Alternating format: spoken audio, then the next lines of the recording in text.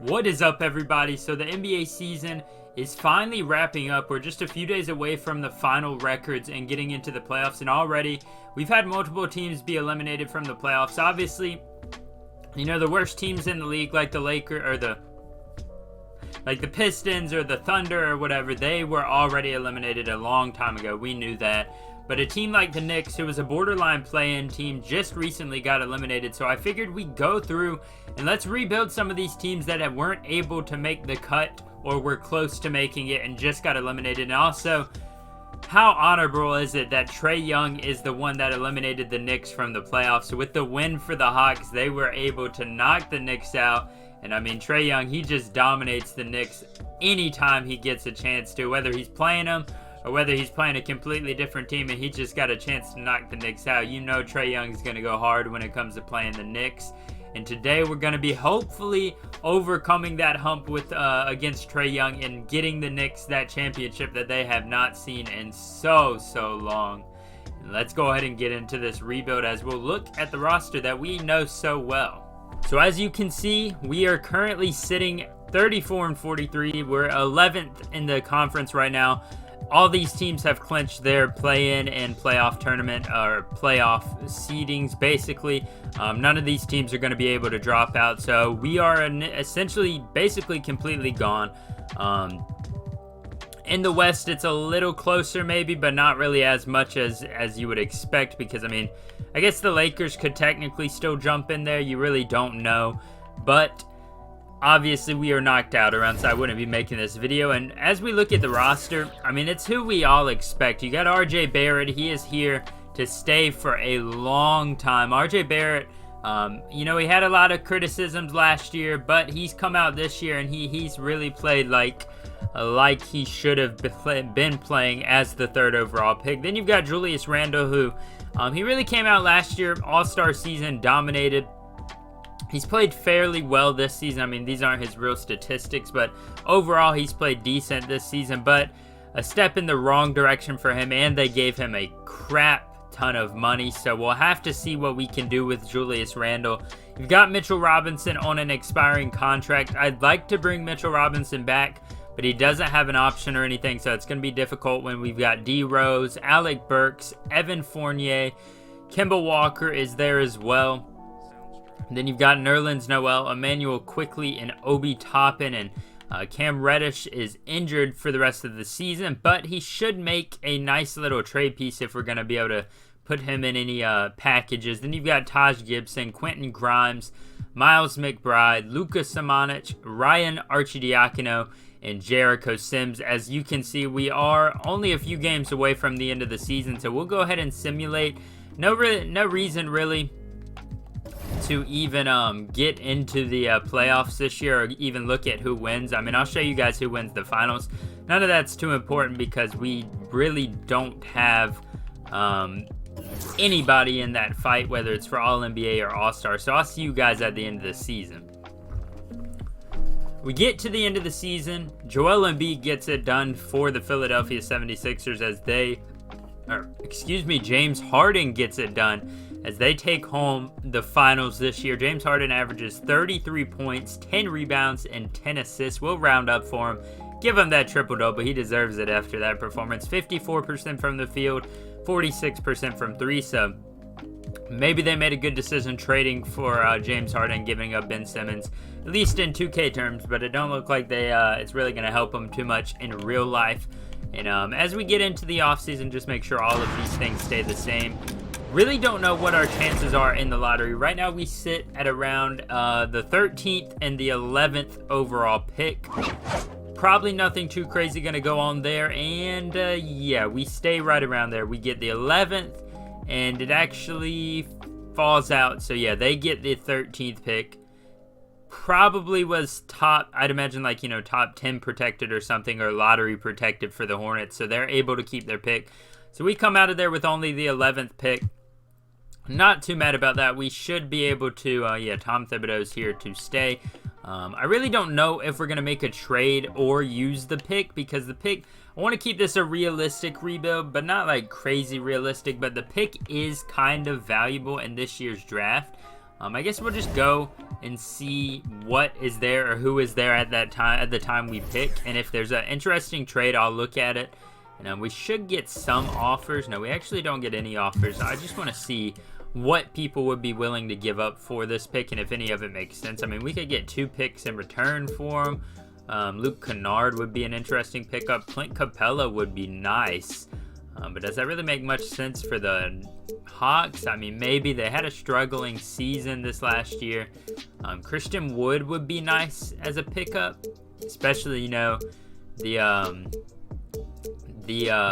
Rockets. They are doing a bit of a youth movement, so I mean, it would make sense that they would trade Christian Wood because he's slightly ahead of where they want to be at as far as age goes, but think I would have to lean towards that Clint Capella trade. But before I do that, I just want to see if there's anybody here that is really like blows us away talent wise, and it really doesn't look like there is, because if we're gonna be honest, all of those guys are gone. Yeah, so you've got Paolo Banchero, Chet Holmgren, Kennedy Chandler was the 3rd overall pick. Jaden Ivey, Johnny Davis, AJ Griffin Jr. Jabari Smith actually went 8th. Man, if I had known he was going to go 8th, we would have traded up Wendell Moore and Jalen Duren. All of those in the top, 10? So I think we're probably better off trading away this pick. And like I said, that Clint Capella trade is very enticing, as well as the Christian Wood trade. We would get David Nwaba in that Christian Wood trade. And there's some more trades for picks. I mean, Jabari Smith's right there, but that doesn't really make too much sense for the Trailblazers. They're in complete rebuild mode. So I think we'll go ahead and pull the trigger on this Clint Capella trade. The Hawks, you know, they struggled this season a lot more than they expected to, and maybe they feel the need to blow it up. They need to get rid of Clint Capella, so we'll take him off of their hands and gladly we'll just grab this guy off the boards real quick.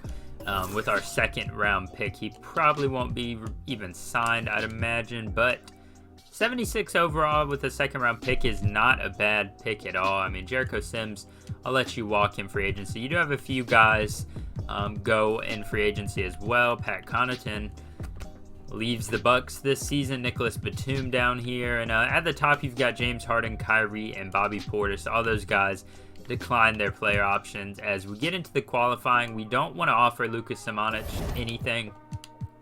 And honestly, since we got Clint Capella and he's locked up, we can let Mitchell Robinson go. You know, we can let all these guys go, as we should have some amount of money. I thought we would, but actually it looks like we really don't have much. Let's go over here to trades.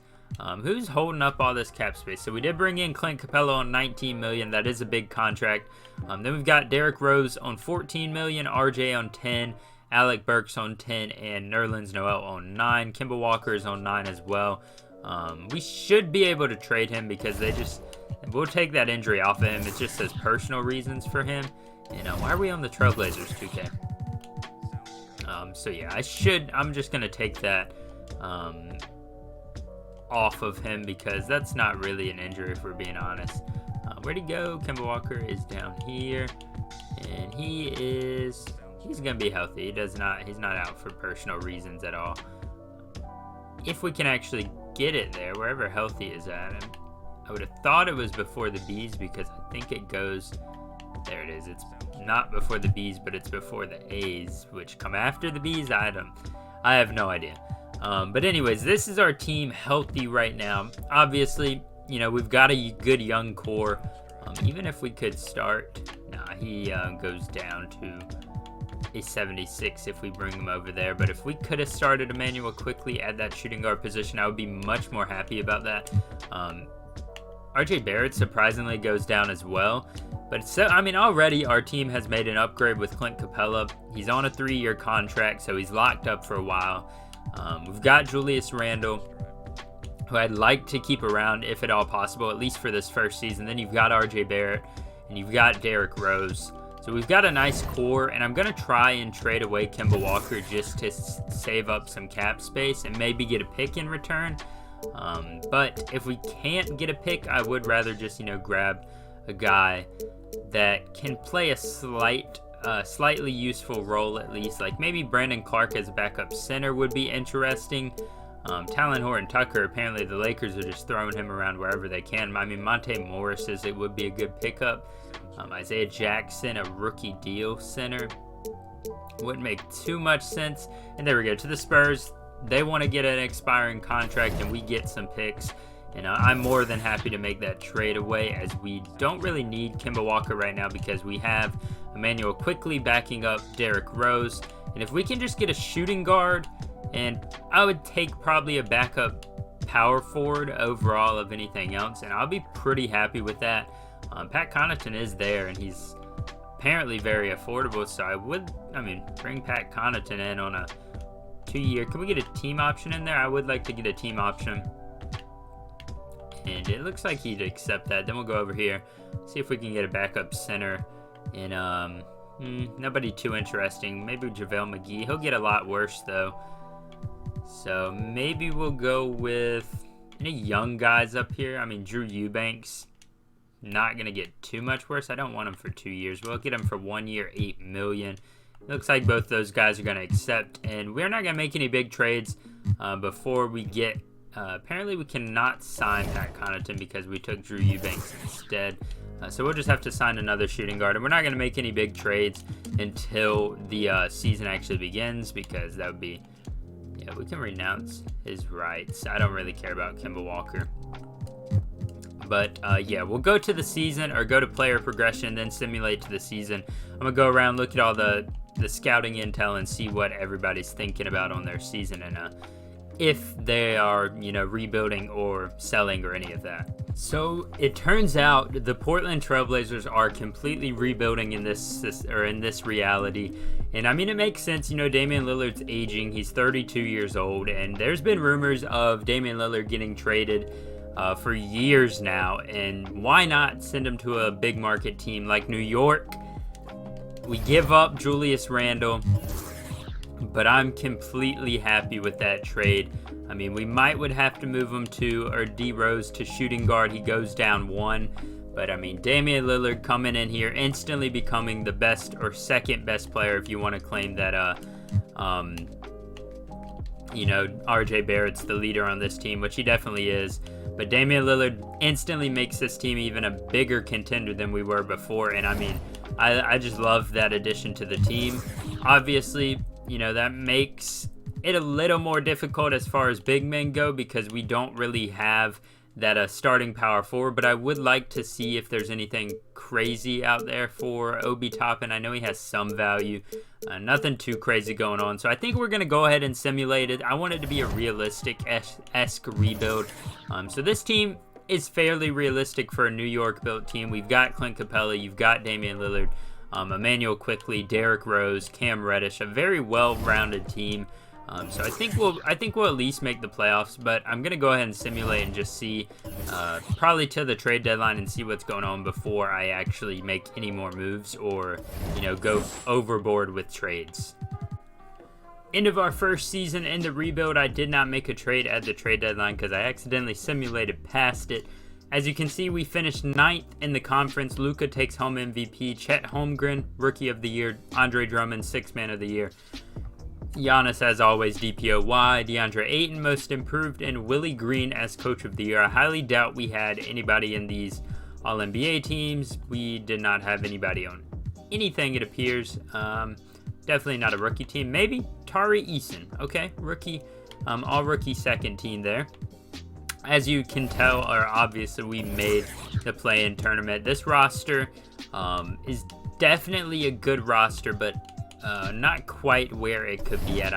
I'm going to actually try something here and just see where does Clint Capella go. He goes down 1 at a 84 if we move him to that power forward position. But I think I'm fine with Obi Toppin starting for now, just because we are able to drown him out with so much talent around him. So it doesn't really seem like he doesn't really have to have a massive role in the offense. But I will go ahead and lower this down to 7 because, I mean, we really don't want Nerlens Noel playing, if I'm going to be honest. Especially not in a play-in game. I mean, if we lose, we lose. This is just the first season. But hey, so we made the playoffs. We actually beat the Raptors and then beat the Pacers also. but somehow we get put into the 8th seed. I don't know how that works, but I don't expect to win any of these series, but I mean, hey, I guess it's possible. I think the Celtics, it's just kind of being in the experience, but if we're able to, push it to a game 7, I'll go into a simcast and gladly watch us lose, but I mean, it's still improvement over what the Knicks had in real life last year. I mean, yeah, it looks like the Celtics are going to end up taking this one. That's completely fine. I did not expect to win a championship in year 1, but on to the offseason. We've got some big players to re-sign and some big moves, hopefully, to make as... Look at that. We make a trade with the Hawks, and they go on to win the finals. So, in the end, it actually helped them out a lot. Giving up Clint Capella, I guess, was something really good for them. And we don't really care about much of these retirements. League meetings we do care about because we don't want to change too much up. We shouldn't have a pick in the lottery, but we do have a chance to get one from Dallas. And if we're able to, that would be massive. Okay, the 11th overall pick, I can work with that. We keep all of our coaches and stuff the same.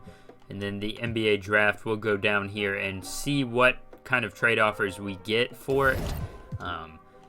As I said, we have some big shoes to fill, or obviously we want to bring back RJ Barrett. We've got to bring him back. We've got to re-sign either Emmanuel Quickley or Cam Reddish, one of the two, or D Rose, whichever one. Probably not D Rose because he's so old. I'd honestly rather bring back Emmanuel Quickley. But almost all the team is expiring, as you can see. So we've got to make a nice revamp of this roster. And let's go ahead and see what this draft's like. And if it's anything not great, I'll just get to you guys in free agency. So it turns out we actually have like 5 first-round picks or something just from miscellaneous trades. Probably 2 of those from the trade I made last season. And Damian Lillard, as good as he did for the team this year, he's going to regress. And he obviously he's going to get worse. And the Celtics have not had much success, I mean, at least in this reality at all, getting Jaylen Brown and Jason Tatum to succeed together. So maybe you think it's their time. They get some picks in this. We'll even, just to make it a little more even, we'll even throw in another, not a first round pick this year, but another pick, maybe a pick next year, unpredicted or unprotected, just to see if they'll accept that. Because, I mean, why would you not? This is a good trade for you guys. You get to kind of revamp your roster. You give us Marcus Smart, who's got a fairly decent-sized contract, and Jaylen Brown, who's younger, obviously, than Damian Lillard, but he doesn't have as much experience as him. And, yeah, they agree to that trade. I don't know why they wouldn't agree to it. I mean, we have 2 more picks, and honestly, I'm just going to see if I can trade both of these for, like a role player or just another, 2 future picks. I mean, just for us to throw into a trade. Now, we do have 3 second-round picks, and maybe I'll sign them if they're good, but, I mean, probably not. 72 overall, point guard. These guys probably ain't going to play much, so I'm not going to bring them in. And so we do have a team option for Emmanuel Quickley. I think we'll bring him back and have him as the starting point guard. We're not signing Derrick Rose for $15 million at 34 years old. We're not signing Nerlens Noel for $9 million. Obi Toppin for $7 million. He can go. Quentin Grimes, I'll bring him back, and I'll bring all of these guys back except for Miles McBride. Tari Eason, I do like the way he's developed already, so I think he can definitely still contribute. And here we go. I mean, we're going to obviously extend the qualifying offer to RJ Barrett, and I'll see you guys at the end of free agency. I don't think we're going to make any big signings, at least at the moment, because we're going to hopefully bring both of those guys back. And if we don't, I mean, I'll let you guys know, but we should be bringing both of those guys back in. At least that is the plan at the moment.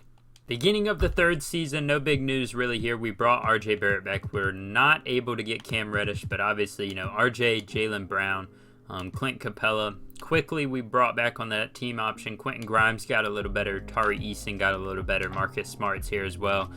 Signed O'Shea Brissett to a year deal with the team option, and we brought back Nerlens Noel just to serve as that backup center position. Don't know if this is a championship team, but I'm going to wait and see how we are at the middle of the season and see if there's any teams that are rebuilding that have a piece maybe I could go grab for relatively cheap.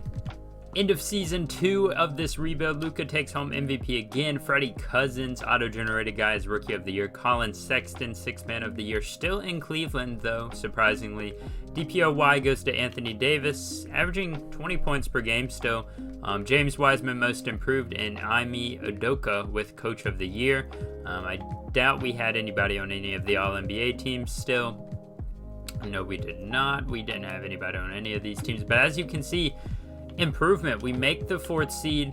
Unfortunately for us, though, we have to play LaMelo, which in 2K is very, very difficult to overcome. I think we could have a chance to win the finals this year, but you know, they won. This is the lineup we're going to run, a 7-man rotation. O'Shea Brissett off the bench, and I think we should be able to win this first round matchup, but I just, with how 2K is, you never know what's going to go on. We're up 2-1, 3-1, and they're going to come back and take it to a game 7. Oh, no. All right, already, you guys know the drill. You got to pull out that, we'll go down to a 6-man rotation just for this game 7. We'll go back up to a 7-man rotation. And then they are just going to dominate us, aren't they? Yep. They are just going to absolutely dominate us. Like, I mean, absolutely dominate. Do we got to put Marcus Smart on Luka, or LaMelo, not Luka. Why'd I say Luka?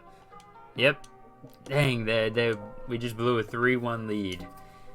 Yeah. What did I tell y'all? LaMelo in the 2K is just unstoppable. So one more season to get the Knicks that trophy, but this offseason is going to be very difficult. And we make a trade with both teams we've traded with have went on to win the finals. I mean, maybe we're helping them out a little too much, even though they gave up Jaylen Brown and got back in that trade Damian Lillard. So I guess, you know, Damian Lillard, he finally got his finals in Boston. But like I said, this is going to be a very tough offseason. Just like last offseason, we have a lot of people that need to get re-signed. Emmanuel Quickley is one of those, but more importantly, as we have no draft picks, so we can just go on through the rookie signing period. We're not going to be rebuilding at this point, but we'll retain the rights to that guy, might as well. We will accept Quentin Grimes for sure. That team option is a good team option. Anthony Davis is a free agent. Tari Eason will extend the qualifying offer, and we'll extend it to Emmanuel Quickley. But I believe Jaylen Brown is a free agent, which is going to be, Jaylen Brown's a free agent, so we're going to have to, we'll give him a player option and try and get him to sign. Yeah, so Jaylen Brown's going to be re-signing. We don't want to give up Tari Eason just yet, if we can help it. And, we're just in the first stage of free agency. So we're able to get Jaylen Brown back. I was kind of afraid that he was just going to walk after trading Damian Lillard for him. And that would not be a good look. Hopefully Emmanuel Quickley will be able to sign him again. And that would be the best case scenario. Maybe we'll end up trading away Clint Capella this season. Emmanuel Quickley just isn't going to take any offers. So we'll just offer him that and see if he accepts. Apparently he doesn't want to go anywhere. Yes, he will accept that. That puts us really bad in a cap situation, and we still don't have a starting power forward. Tari Eason is there, though. Hopefully he can take over that starting power forward role. If not, O'Shea Brissett's there. Jordan Awar is there. He's at least a serviceable backup. Any other positions we really need to look at? I mean, center, maybe we'll look to trade there. Backup small forward would be best to grab one of those real quick while we can. There's a few affordable ones. Maybe bring Gordon Hayward in on a 1-year deal. That wouldn't be too bad. If we can get him down to $8 million, it'd actually be really nice. And it looks like we can. Gordon Hayward, 1 year, $8 million. Can we get Tari Eason to just re-sign, please? I guess he doesn't want to. He'll probably accept the qualifying offer, but if we can, I would like to bring in O'Shea Brissett. And it looks like, yeah, Tari Eason's going to accept that qualifying offer. And this is the roster going into the final season of this rebuild. We've got Quickly at the 1, Jaylen Brown at the 2 with RJ Barrett at the 3. Then we go to the power forward where we've got Tari Eason out of LSU. We drafted him with the 11th overall pick in the 2nd round. Now he's our starting power forward. Then at the center, we've got Clint Capella. And hopefully we don't get hit too hard by regression. And hey, nobody really regresses too bad. I mean, I would have thought Gordon Hayward would have a little bit more than that, but hey, I'm fine with him not regressing at all because having an 80 overall backup small forward is definitely going to help us out when it comes playoff time. And hopefully we can get back around to the same seeding, maybe even the 1 seed I would prefer this time. I'll get to you guys at the end of the season because I don't think I'm going to make any moves unless there's a team that's way too enticing to ignore. But I'll see you guys there. So the Phoenix Suns no longer have Chris Paul or Devin Booker. As you can see, this team is clearly in an intense rebuilding stage. I mean, they have, I believe Devin Booker went to the Spurs. Yeah, so he's right here with Chris Middleton and Keldon Johnson as they no longer even have DeJounte Murray. So if we're going to be able to try and flip Clint Capella and this guy and a bunch of picks to them for DeAndre Ayton, that would be massive. Don't know if we're going to be able to pull it off, and we do. All these teams rebuilding are just helping me out so much in this rebuild because DeAndre Ayton is a massive upgrade over Clint Capella as we apparently now have Billy Donovan as our head coach. So now the starting lineup before we go to the end of the season: Emmanuel Quickly, Jaylen Brown, RJ Barrett, Tari Eason, and DeAndre Ayton, Quentin Grimes, Marcus Smart, O'Shea Brissett, and Gordon Hayward off the bench. That is I think that's a finals team right there. We should be able to at least make it out of the first round this year. But you guys know how that goes. You never make it out of the first round when you should be able to. So hopefully we're going to be able to do that without blowing a 3-1 lead. But it's not looking like a great start right now. We're the 10th seed, 13th seed. I'll get to you guys around the trade deadline. End of season 3 and the final year of this rebuild. Trae Young finally tops Luka in the MVP battle. He takes that home. Michael Foster, Rookie of the Year. Christian Wood, we looked at him earlier. He takes home 6th Man of the Year now, 29 years old on the Minnesota Timberwolves. So maybe they're doing good this year. Giannis again, DPOY. Beauchamp, Most Improved Player. And Nate McMillan with the Atlanta Hawks takes home Coach of the Year. Only 55 wins. I mean, I say only, that's a lot. But usually, you know, Coach of the Year is usually closer to 60. But maybe this year was a bad year. As you can see, we started out really bad, but we were able to get it back down to the 4th seed. Nobody from any of our team is in any of those positions. And this year, instead of LaMelo, all we have to do is take on the former champions, but now much older. They've got James Harden as the 3rd fiddle behind Joel Embiid, and now Tyrese Maxey, 90 overall Tyrese Maxey. Playoff time, you guys know the rotation's got to be shortened. We're going down to 7 automatically because, I mean, we don't need O'Shea Brissett and Gordon Hayward all the time. I mean, we've got Marcus Smart and Quentin Grimes. I think we should hopefully be able to pull off this victory against the 76ers, but I said that against the Hornets, and we blew a 3-1 lead as it looks like we're just going to get absolutely demolished again, and I'm going to not be a good rebuild person, I guess, because for whatever reason, 2K just does not like the teams I put together. Yeah, we're just going to lose, aren't we? What a way to end the rebuild. Another failed rebuild. I mean, how does this team lose in the first round 2 years in a row like that? I just don't know. And 2K, sometimes they bug, sometimes it's realistic. Usually they're not realistic at all. Unfortunately, we couldn't get it done for the Knicks. It just wasn't meant to be. This happened with the Pacers rebuild a while back, if you guys caught that one. But hey, as far as the team goes, I think we did a great job rebuilding it. We kept RJ, we kept Quickly, we kept Quentin Grimes. I mean, we had Nerlens Noel. He's not really a core piece, but, you know, we kept a good bit of the Knicks core there besides Julius Randle, who had to go eventually in order to restore the young core. But let me know what you guys think about this rebuild. How did I do? What could I have done better? If you enjoyed it, make sure to hit the like button and subscribe because it helps me out. And it shows me that you guys enjoy these videos. Thank you so much for watching this. What team Should I rebuild next? Comment that down in the comments down below, and I'll see you guys next time.